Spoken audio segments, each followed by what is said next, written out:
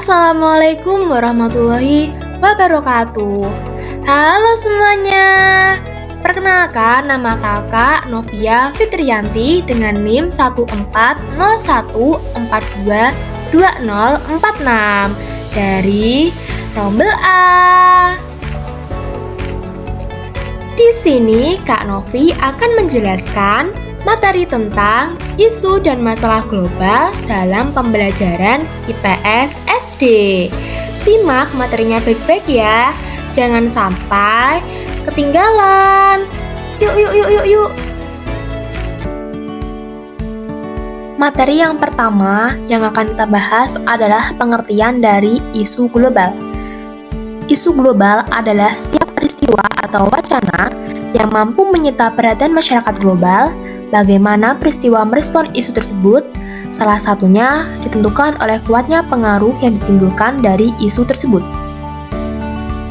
Seperti isu lingkungan hidup, pasar bebas, pergeseran ideologi, dan masalah hak asasi manusia, faktanya tetap hangat dan cenderung digoreng agar tetap mendapat perhatian masyarakat global.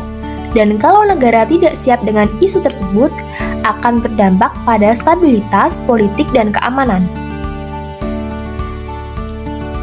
Isu global nyatanya telah memberikan pengaruh pada munculnya keputusan kelompok masyarakat tertentu untuk melakukan tindakan berani, misalnya keputusan bergabung dengan kelompok tertentu dengan alasan ideologi. Dalam konteks Indonesia, Numan Sumantri tahun 2001 mendefinisikan pendidikan IPS dalam dua jenis, yaitu pendidikan IPS untuk persekolahan dan pendidikan IPS untuk perguruan tinggi. Untuk persekolahan, pendidikan IPS adalah penyederhanaan atau adaptasi dari disiplin ilmu-ilmu sosial dan humaniora serta kegiatan dasar manusia yang diorganisasikan dan disajikan secara ilmiah dan pedagogi atau psikologis untuk tujuan pendidikan. Adapun untuk perguruan tinggi, pendidikan IPS adalah seleksi dari disiplin ilmu-ilmu sosial dan humaniora serta kegiatan dasar manusia yang diorganisasikan dan disajikan secara ilmiah dan psikologis untuk tujuan pendidikan. Jika dicermati, kedua definisi tersebut letak perbedaannya hanya ada pada kata penyederhanaan dan seleksi. Dalam pembelajaran IPS SD, isu berarti sesuatu yang belum pasti kebenarannya. Oleh karena itu, ada yang mendefinisikan isu itu adalah sesuatu informasi atau berita yang telah berkembang secara luas di tengah masyarakat. Namun, belum ada bukti-bukti secara otentik, objektif, dan ilmiah tentang kebenarannya. Oleh karena itu, selaku mahasiswa sebagai calon pendidik harus memperhatikan dan mengantisipasi kondisi global melalui pembelajaran IPS. Beberapa hal yang berkenaan dengan isu-isu global pembelajaran IPS diantaranya ada yang pertama, kemajuan dan pemanfaatan iptek dalam komunikasi transportasi, multimedia, kamera, dan pemotretan jarak jauh, teropong, serta penginderaan dari satelit telah memperluas cakrawala pandang manusia yang memperkaya materi pembelajaran IPS. Yang kedua, ada komunikasi, perdagangan arus barang berita dan informasi, baik secara langsung tanpa perantara maupun tidak langsung melalui berbagai media, memperluas cara pandang manusia, mulai dari tingkat lokal, regional, sampai ke tingkat global untuk membina perspektif global dalam diri manusia. Proses yang demikian itu merupakan salah satu tugas yang harus diperhatikan dalam pembelajaran IPS. Yang ketiga, secara alamiah, baik kondisi alam fisik maupun sosial budaya, manusia di permukaan bumi tersebar tidak merata dan beraneka ragam. Ketidakmerataan dan keanekaragaman SDA dan SDM ini menjadi dasar terjadinya penjelajahan, kontak sosial, perdagangan, serta kemajuan cara pandang manusia terhadap kehidupan baik dalam konteks keruangan maupun dalam perkembangan waktunya. Kenyataan yang demikian itu menjadi landasan pada kajian pembelajaran IPS. Yang keempat, perbedaan tingkat kemakmuran masyarakat. Negara-negara di permukaan bumi tidak terletak pada kaya miskinnya SDA setempat, melainkan lebih ditentukan oleh kemampuan SDM-nya memanfaatkan SDA yang dimiliki bagi kesejahteraan mereka masing-masing.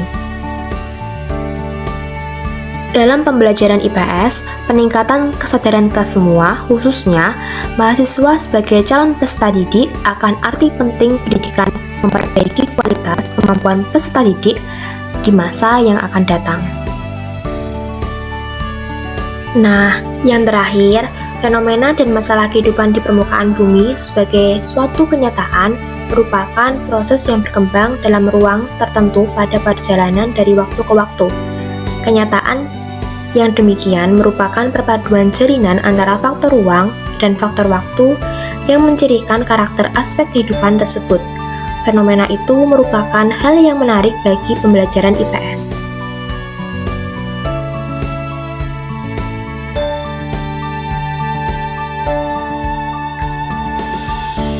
Isu global yang paling mencolok adalah perubahan paradigma pembelajaran. Berkat perkembangan teknologi dan digitalisasi informasi, pembelajaran IPS tidak lagi bersifat pasif dan berpusat pada guru. Siswa sekarang memiliki akses tak terbatas ke sumber daya informasi, dan guru harus berperan sebagai fasilitator belajar yang mendorong pemikiran kritis, kreativitas, dan keterampilan penelusuran informasi. Mereka perlu mengadopsi metode pembelajaran yang lebih kolaboratif dan interaktif, mengintegrasikan teknologi, dan mendukung kemampuan literasi digital siswa. Isu perubahan iklim, kerusakan lingkungan, dan keberlanjutan telah menjadi isu global utama. Pembelajaran IPS sekarang harus mendalam tentang dampak lingkungan terhadap masyarakat dan sebaliknya. Siswa harus memahami konsep-konsep seperti ekologi, lingkungan keberlanjutan, dan bagaimana kebijakan pemerintah dan tindakan individu dapat mempengaruhi lingkungan. Ini juga melibatkan memahami pentingnya pelestarian sumber daya alam dan ekosistem. Isu globalisasi mengubah cara masyarakat berinteraksi dan berkomunikasi. Pembelajaran IPS harus mencakup pemahaman tentang perdagangan internasional, migrasi, perkembangan teknologi yang memfasilitasi konektivitas global, dan dampaknya pada ekonomi, budaya, dan politik. Siswa perlu memahami cara globalisasi mempengaruhi pekerjaan, perdagangan, dan kehidupan sehari-hari mereka. Isu-isu sosial seperti ketidaksetaraan, keadilan sosial, hak asasi manusia, dan konflik etnis memainkan peran penting dalam pembelajaran IPS. Guru harus membantu siswa memahami asal-usul, dampak, dan solusi untuk masalah-masalah ini. Ini melibatkan penerapan pemikiran kritis untuk mengatasi isu-isu kompleks dan meningkatkan kesadaran sosial. Selain pengetahuan, pembelajaran IPS sekarang juga berfokus pada pengembangan keterampilan soft skill yang sangat penting dalam dunia kerja dan kehidupan sehari-hari. Keterampilan seperti pemecahan masalah, komunikasi, kerjasama, dan pemikiran kritis menjadi sangat relevan dalam menghadapi isu-isu global yang kompleks. Globalisasi mendorong terdistribusinya informasi secara cepat dan merata di seluruh belahan dunia. Begitu juga masalah global yang dihadapi suatu negara juga cepat tersebar luaskan di seluruh dunia. Masalah global kaitannya dengan kepentingan nasional penting dijadikan materi pembelajaran IPS karena tujuan utamanya adalah membentuk peserta didik dapat menjadi warga negara yang baik dengan loyalitas NKRI. Pembelajaran IPS harus mampu mengolah masalah global menjadi sumber belajar. Permasalahan global yang dijadikan sebagai bahan pembelajaran dalam pembelajaran IPS diantaranya ada ekonomi, politik pemerintah, hak asasi manusia, kemiskinan, lingkungan hidup, perbudakan, dan terorisme. Yang terakhir kita akan membahas tentang masalah global dalam pendidikan IPS SD. Apa aja itu? Simak ya. Yang pertama ada politik pemerintahan. Politik pemerintah itu layaknya sebuah organ orkestra, di mana setiap alat instrumental di dalamnya memainkan perannya masing-masing, melantunkan iramanya masing-masing, dan tidak akan keluar dari jalur yang diarahkan oleh komando utama mereka. Mendasari penjelasan tersebut pada intinya bahwa kewajiban bagi pemerintah kepada masyarakatnya menjadi dasar untuk memberikan perlindungan yang diformulasikan ke dalam keamanan nasional. Proses reformasi menjadikan perubahan secara menyeluruh yang mencakup seluruh aspek yang diawalinya dari krisis ekonomi di kawasan ASEAN. Masa sulit dapat dilalui walau didera krisis ekonomi, krisis kepercayaan dunia internasional kepada negara RI dengan adanya pelanggaran HAM, korupsi, dan persoalan multidimensi. Ada sejumlah hal yang mungkin menjadi penyebab krisis kepercayaan mereka terjadi. Yang pertama, karena sang pemimpin dinilai tidak jujur dan dianggap tidak kompeten dalam menjalankan tugas dan kewajibannya yang diemban. Yang kedua, masyarakat menganggap sang pemimpin tidak menjalankan visinya di mana tidak pro rakyat. Yang ketiga, sikap pemimpin yang tidak tegas dalam mengambil keputusan padahal situasinya sudah mendesak. Yang keempat, sang pemimpin melanggar etika dan penyalahgunaan wewenang dan kekuasaannya untuk urusan pribadinya. Yang kedua, ada perbudakan. Perbudakan adalah praktik sejarah di mana individu-individu ditindas dan dijadikan budak oleh orang lain. Ini adalah kejahatan serius yang telah terjadi di berbagai masyarakat di masa lalu. Praktik perbudakan telah dihapus dalam banyak negara, tapi dampak sejarahnya masih terasa hingga saat ini dalam bentuk ketidaksetaraan dan ketidakadilan sosial. Yang ketiga adalah hak asasi manusia. Hak asasi manusia adalah hak-hak yang dimiliki setiap individu secara inheren hanya karena mereka manusia. Ini termasuk hak-hak dasar seperti hak atas kehidupan, kebebasan, dan martabat pribadi. Hak asasi manusia juga mencakup hak-hak seperti kebebasan berpendapat, agama, dan ekspresi, serta hak untuk mendapatkan pendidikan, perawatan, kesehatan, dan perlindungan hukum. Yang keempat adalah lingkungan hidup.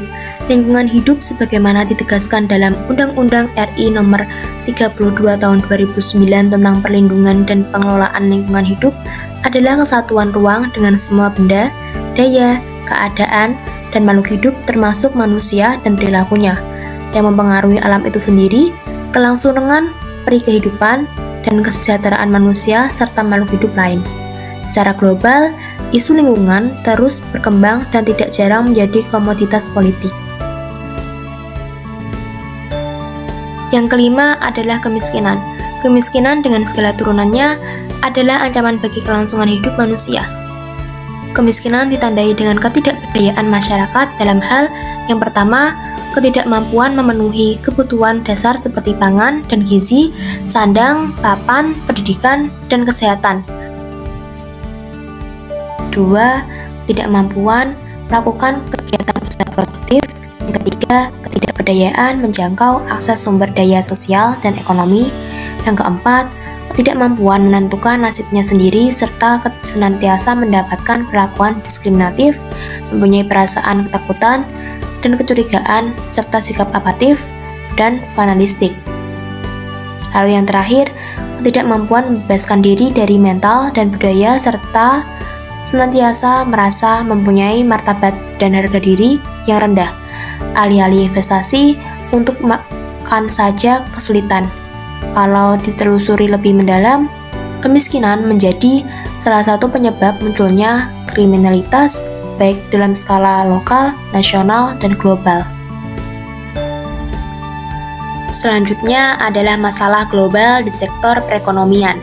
Sebagai contoh, akibat dari pandemi COVID-19 berdampak pada melemahnya ekonomi global suatu negara terhadap kinerja pendapatan negara. Hal itu disebabkan kegiatan produksi melambat akibat terbatasnya suplai bahan baku import dan pembatasan kegiatan produksi akibat COVID-19. Pembatasan sosial berskala besar atau PSBB menyebabkan volume penjualan barang dan jasa di berbagai sektor sangat tertekan. Terjadinya penurunan ekonomi berpengaruh lebih kecil terhadap konsumsi konsumen dibanding terhadap investasi bisnis. Dengan adanya lebih banyak perusahaan yang bangkrut dan banyaknya pengangguran, maka sulit bagi roda perekonomian untuk berputar lebih cepat sebagaimana yang diharapkan. Solusi yang dapat diambil pemerintah dengan mengandalkan belanja pemerintah untuk mendorong aktivitas ekonomi. Hal itu berdampak pada ditimbulkannya virus COVID-19 ini sangat besar dan merugikan sehingga menjadi masalah global. Yang terakhir adalah terorisme. Terorisme telah ada sejak manusia mengenal kebudayaan dengan berbagai bentuk dan motivasinya. Nafsu berkuasa dan menguasai aset-aset ekonomi dan penyebaran ideologi merupakan embrio munculnya terorisme dalam bentuk apapun. Terorisme telah ada sejak manusia mengenal kebudayaan dengan berbagai bentuk dan motivasinya. Nafsu berkuasa dan menguasai aset-aset ekonomi dan penyebaran ideologi merupakan embrio munculnya terorisme dalam berbagai bentuk. Semakin lama, intensitas terorisme semakin sering menghiasi wacana global. Itu saja yang dapat Kak Novi sampaikan. Bila ada kesalahan dalam penyampaian materi, Kak Novi minta maaf sebanyak-banyaknya. See you next time. Thank you for watching and bye-bye everyone. Wassalamualaikum warahmatullahi wabarakatuh.